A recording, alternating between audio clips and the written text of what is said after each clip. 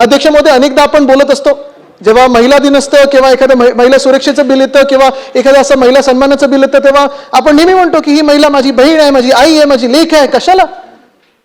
बहीण आई लेक असली नसली तरी ती महिला आहे, ती ह्या देशाची नागरिक आहे, तिला तो सन्मान देणं गरजेचं आहे. मला वाटतं आज आम्ही ह्या बिलाला एकमताने पारित करण्याचं हेच कारण आहे की तुम्ही ह्या बिलाच्या माध्यमातून हा सन्मान तुम्ही त्या महिलेला देत आहात. योगायोग हाच आहे की आम्ही देखील विरोधी पक्ष म्हणून थोडा याच्यावर विचार करत होतो. आपलं मागच्या वेळीच आम्ही अनाउन्समेंट ऐकली की महिला शेतकरी सन्मान कायदा आम्ही आणणार आहोत. मग आम्ही थोडं थांबलो कारण आज आपण पाहतो जागतिक स्तरावर महिलांना जो एक सन्मान दिला जातो तो देखील आपल्या राज्याने पुढाकार घेऊन दिला पाहिजे होता. ही देखील आमची थोडी मनस्थिती होती. आम्ही पण ह्याच बिलावर काम करत होतो. प्रायव्हेट मेंबर बिल वगैरे असेल ते आता आम्ही पूर्णपणे त्याच वेळी बंद केलं काम, कारण तुम्ही त्याच्यावर सुरू केलं.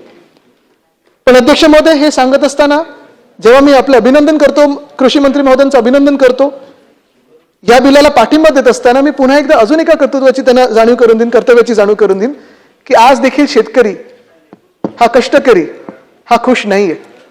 शेतकरी आत्महत्या तेवढ्याच आहेत. कृषी मंत्री महोदय, थोडा विषय कदाचित वेगळा असेल, मी ह्या निमित्ताने मांडते कारण आपल्याला आठवण करून द्यायला, कारण नाहीतर आपण नुसतं आमचे कैलाश पाटीलजींना सांगत असतो आणि ते तुम्हाला सांगत असतात. पण आज देखील जी कर्जमुक्ती झाली आहे, आमची हीच अपेक्षा आहे की सरसकट कर्जमुक्ती होईल, कुठच्याही अटी शर्ती शिवाय होईल. आणि ही कर्जमुक्ती जसं पुरुषांना आता पुढच्या काळात कदाचित आपल्याला, म्हणजे माझी तर ही प्रार्थना राहील की आपण देण्याची वेळ येऊच नाही, एवढं चांगलं काम आपण सगळे मिळून करू शकू आणि विधिमंडळ मिळून करू शकू. माझी तर ही प्रार्थना राहील. पण आज जे शेतकऱ्यांचे हाल झालेले आहेत ते हाल थोडे सोडवण्यासाठी, थोडे सुलभ करण्यासाठी, त्यांना त्याच्यातून बाहेर काढण्यासाठी जे काही आपल्याला ह्या राज्यातून विधिमंडळातून कायदेमंडळातून करायला लागेल, मी आपल्या माध्यमातून कृषी मंत्री महोदयांना विनंती करीन की ते करणं गरजेचं आहे. पुन्हा एकदा विनंती करीन की अटी शर्ती विना नीट चांगली कर्जमुक्ती, माफी नाही कर्जमुक्ती आम्हाला पाहिजे. कष्टकऱ्यांचे हाल, बळीराजाचे हाल हे थांबले पाहिजेत. जे काही सरकारी सहाय्य तुम्ही करू शकता, मदत करू शकता, ते होणं गरजेचं आहे. आणि पुन्हा एकदा आपलं आणि या विधिमंडळाचं अभिनंदन करतो की आपण महिलांना देखील हा सन्मान दिलेला आहे. ह्याच्या अंमलबजावणीमध्ये देखील कुठेही काही कमी पडत असेल तर आम्हाला, म्हणजे रोख रक्कम नाही, ते मुख्यमंत्री महोदय बघतील, पण अर्थात तन मन, धनाचा आपण अर्थात धनी आहातच, पण तन मन कुठेही लागलं तर आम्ही फक्त विरोधी पक्ष म्हणून नाही तर या राज्याचे जबाबदार नागरिक म्हणून पुढे येऊ आणि आपल्याला समर्थन करू. धन्यवाद. जय हिंद, जय महाराष्ट्र, वंदे. सन्माननीय अध्यक्ष महोदय, सर्वप्रथम माझे सहकारी कृषी मंत्री सन्माननीय दत्ता मामा भरणे यांनी महाराष्ट्र महिला शेतकरी सक्षमीकरणाचं जे बिल आणलेलं आहे, या बिलाच्या बद्दल आणल्याबद्दल मी अभिनंदन करण्यासाठी सभागृहात उभी आहे. खरं तर महिला म्हणून राजकारणात पाऊल ठेवल्यापासून आतापर्यंत मी वेळोवेळी माझ्या असंख्य भाषणामध्ये हे वाक्य नेहमी म्हटलेली आहे की शहरामध्ये काम करणाऱ्या वर्किंग वुमन जशा आहेत तशीच खेड्यामध्ये काष्टा घातलेली असेल, गोंदलेल्या कपाळाची असेल, चुलीसमोर बसून बांगड्या मागे सारून भाकर थापणारी असेल, ती सुद्धा तेवढीच करिअर वुमन आहे. आणि सकाळी सूर्याच्या आधी उठणारी, घर शेणाने सारवून भाकरी थापून सगळ्या घरच्यांचा स्वयंपाक करून शेतावर उन्हातानात राबून संध्याकाळी येऊन वासराचं दूध काढून गरम गरम भाकरी आपल्या घरच्यांच्या ताटात वाढणारी ती सगळ्यात मोठी करिअर वुमन आहे. आपण बळीराजाचं राज्य व्हावं म्हणतो, पण आपण त्या बळीराजाच्या मागे असणाऱ्या त्या अन्नपूर्णेला ओळख देण्याचं काम आज दत्ता मामांच्या या बिलामुळे झालेलं आहे. याच्याबद्दल मी त्यांचं अभिनंदन करते. खरं तर ओळख या शब्दाची ओळखच स्त्री जातीची खूप कमी झालेली आहे. ती कधी तिचं पहिल्यापासून आपल्याला ते काय होता जेव्हा कोणते राधय गांधारी पुत्र म्हणलं जायचं, पण आता असं नाही म्हणलं जात. आईच्या नावाने ओळखलं जात नाही किंवा एखाद्या स्त्रीच्या नावाने घर ओळखलं जात नाही, पण तिच्या मागे ते घर उभं करण्यासाठी तिचे अथांग कष्ट असतात आणि त्या कष्टाला सन्मान देणारं हे बिल आहे असं मी म्हणेन. सन्माननीय उपमुख्यमंत्री सुनेत्रा पवार यांनी इतकं सुंदर भाषण केलं आणि छान अशा संवेदनशील ओळीमध्ये त्यांनी त्यांची भावना मांडली.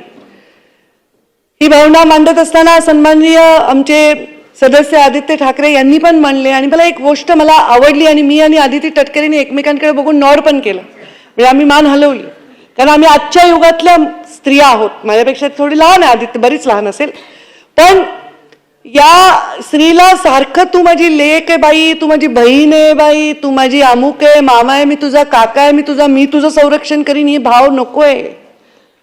तुम्हाला स्त्री म्हणून सन्मान हवाय. आणि हे वाक्य मला अत्यंत आवडलं. बियॉन्ड एव्हरीथिंग मला ते खूप आवडलं. साहजिक तुम्ही ते देत असाल तुमच्या जीवनामध्ये, असंही मला त्याच्यामुळे वाटतं. मी सहज बोलता बोलता सांगितलं की ओळख या शब्दाशी स्त्रीची कधी ओळखच झाली नाही.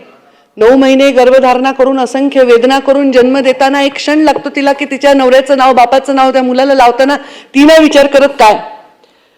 पण मी एक वाक्य वाचलं, भूख ने माँ से कभी नहीं कहा लेडीज फर्स्ट. जेव्हा एखादी गावातली आमची स्त्री चुलीसमोर बसलेली असते आणि तिच्याकडे पीठ नसतं, तेव्हा ती नाही विचार करत की माझं आजचं पोट भरेल का, ती तिच्या लेकरांचं तिच्या कुटुंबाचं पोट भरत असते. लाडकी बहीण ही योजना त्या स्त्रीला सन्मान देणारी आहे, पण ही आमची जी आज योजना आहे त्या स्त्रीचा आत्मविश्वास प्रचंड पटीने वाढवणारी आहे. याच्याबद्दल मी अभिनंदन करते. सतत काम करणाऱ्या या स्त्रीला, खरं तर ज्याच्या जीवनामध्ये स्त्रीचं योगदान आहे, जिजाऊंचं योगदान फार महत्वाचं आहे, म्हणून शिवरायांची स्वप्न मोठी झाली. ते धैर्य देण्याचं काम त्यांनी केलं. आमच्या पुण्यश्लोक अहिल्यादेवी होळकरांसारखा राज्यकारभार आजही कोणी बघतो त्यांचे कामं, ते आजही आपण बघतो की इतका सुंदर त्यांनी राज्यकारभार केला. आमच्या सावित्रीबाई फुलेंनी अंगावर चिखलाचे गोळे खाल्ले, पण आज त्यांच्यामुळे आम्ही इथे आत्मविश्वासाने उभे आहोत. आमच्या रमाईचे, आमच्या ताराबाईचे अशा असंख्य आपल्याला उदाहरणं देता येतील, पण त्या सगळ्या नावांना आपण आज कितीतरी वर्ष दोहरत आहोत. पण नवीन नावं निर्माण करण्याची जबाबदारी मात्र आपण शेजारच्या घरावर देतो. जिजाऊ जन्मावी शेजारच्या घरी, अहिल्यादेवी जन्मावी शेजारच्या घरी. पण आता ती परिस्थिती राहणार नाही. प्रत्येक घरामध्ये एक सक्षम स्त्री उभी राहील, तेव्हाच हा देश एक महासत्ता बनण्याकडे वाटचाल करू शकेल. जिथे नीर आणि नारी या गोष्टीवर काम केलं जातं, तो समाज खूप पुढे जात असतो. ज्या समाजामध्ये पाणी हे अमृत आहे, आपलं जीवन आहे, आणि ते जर उपलब्ध नसेल तर लोक पाण्यासाठी एकमेकाचा जीव घ्यायला जातात. आणि स्त्री बघा ना तुम्ही, आज जर टीव्ही लावला तर असंख्य घटना तुम्ही बघा. ह्या कशासाठी करतायत? बांधावरनं भांडणं येत नाही तर महिलेचा अपमान केला, महिलेला, आपल्या घरातल्या महिलेला सुरक्षा नाही दिली. खूप कठीण परिस्थिती या महिलांच्या वर येते, पण मला वाटतं ती खूप सक्षमपणे काम करते. आणि म्हणून तिच्या या सक्षमपणाला अजून सक्षम करण्याचा निर्णय या बिलाच्या माध्यमातून होणार आहे. या बिलात सुद्धा इतकं सौंदर्य आहे. मी म्हटलं की स्त्री स्वतःची ओळख कधी मागतही नाही आणि ती कशावर हक्कही सांगत नाही. अजूनही तुम्ही बघा, सरकारनी कायद्याने अधिकार दिलाय, पण बहीण पटकन लिहून देते हो भावाला, मला हिस्सा नको. अजूनही अशा बहिणी 90% असतील, 10% भांडत असतील, सहज लिहून घेते की मला नको. इथे सुद्धा तिने मागितलं नाही ते शेतावर हक्क, सातबाऱ्यावर नाव तिने मागितला नाही, मालकी हक्क. तिने फक्त सांगितले की ते शेत मी कसते, त्या शेतात मी परिश्रम करते, त्या परिश्रम म्हणून मी शेतकरी आहे. हे तिने मागितलेली न मागलेली मागणी तुम्ही लक्षात घेतलेली आहे, ह्याच्याबद्दल तुमचं अभिमान. आणि हा आपला देश आहे, या देशाचं सौंदर्य की आपला शेतकरी, आपल्याकडे जे आपलं वातावरण आहे त्याच्यामध्ये आपण जे पीक पाणी घेतो, जरी शेतकऱ्यांचे प्रश्न आहेत, शेतकऱ्यांच्या आत्महत्येचे प्रश्न आहेत, दुष्काळ सदृश परिस्थितीचे प्रश्न आहेत, दर 2 वर्षाला येणाऱ्या वेगवेगळ्या परिस्थितीला आपण सामोरं जातो, तरी हा शेती प्रधान देश आहे. आणि म्हणून आज आपल्याकडे कोणी उपाशी मरणार नाही ही परिस्थिती अजूनही आहे की आपलं बाबा एकरभर रान आहे, आपल्यापुरतं तरी खायला माणसं करतात. तर त्यामुळे या शेतकऱ्याच्या हाताला, कष्टाला साथ देणाऱ्या, त्याच्या सावलीसारख्या वावरणाऱ्या, म्हणजे आमची आई, आमच्या मुंडे साहेबांची आमची आजी, आम्ही माय म्हणायचो, त्यांनी कधीच मी बघितलं नाही त्या चुलीपुढे बसलेल्या. त्या आमचे आजोबा वारल्यानंतर त्या नेहमी शेतावर जायच्या. सगळी शेती वाडी, चौदगं पोरं लहान लहान त्यांनी एकट्याने वाढवली. ही क्षमता आहे. आत्महत्याग्रस्त शेतकऱ्यांवर आपण बोलता, सांगा बरं एखाद्या महिलेने आत्महत्या केली आहे, तिच्या घरावर संकट आले, ती किती धैर्यवान आहे. आणि या बिलानी तिला अजून किती धैर्य मिळणार आहे सगळ्या समाजाच्या. अजून एक छान, तुम्ही मला वाटतं या बिलात आपण जातीपातीच्या आत्ताच्या विचित्र वातावरणामध्ये स्त्री या केवळ शब्दाच्या सुंदर माळेमध्ये सगळ्यांना एकत्र गुंफत आहोत. आणि ती स्त्री जेव्हा या गोष्टीवर म्हणजे सक्षम होऊन अजून पुढे येईल, तेव्हा मला वाटतं या समाजात आपल्या स्वार्थी पद्धतीने उभ्या केलेल्या भिंती सुद्धा जातीपातीच्या जुगारून ती तिच्या एक ओळख निर्माण करेल. मी त्यांना खूप खूप शुभेच्छा देते. या बिलाच्या बद्दल किती बोलावं तेवढं थोडं आहे, पण मी त्या स्त्रीमधली आहे की मागच्या स्त्रियांना बोलायचं आहे आणि त्यांचा वेळ न घेणारी स्त्री, हे पण स्त्रीचं सौंदर्य आहे की बाबा आपल्याबरोबर असणाऱ्या स्त्रियांचा वेळ राखून ठेवावा, त्यांना पण पुढे हाताला धरून पुढे आणावं. तर मी फार वेळ घेणार नाही, पण आमच्या दत्ता मामांना अभिनंदन करण्याचा मोह मला आवरला नाही. आणि म्हणून एकच जाता जाता मी म्हणेन, खूप सुंदर माझ्या वाचनामध्ये आलेल्या ओळी सभागृहासमोर ठेवेन. दिवस रात्र राबणाऱ्या हातांना कधीच कसा आराम नाही, असा एकही दिवस नसे ज्या दिवशी तिला काम नाही. घरातील प्रत्येक कामावर जणू तिच्या नावाचा शिक्का बसला आहे, सगळ्या कामाचा जणू तिने ठेकाच घेतला आहे. असे वागणे तिचे जसे व्यसन जडले कामाचे, आणि मोबदला तर काय हवा आहे, चार फक्त शब्द प्रेमाचे. जगाच्या मंचावर स्त्रीसारखा कलाकार नाही, आणि आजपर्यंतच्या त्या स्त्रीसारखा पाहिलेला मी कामगार नाही.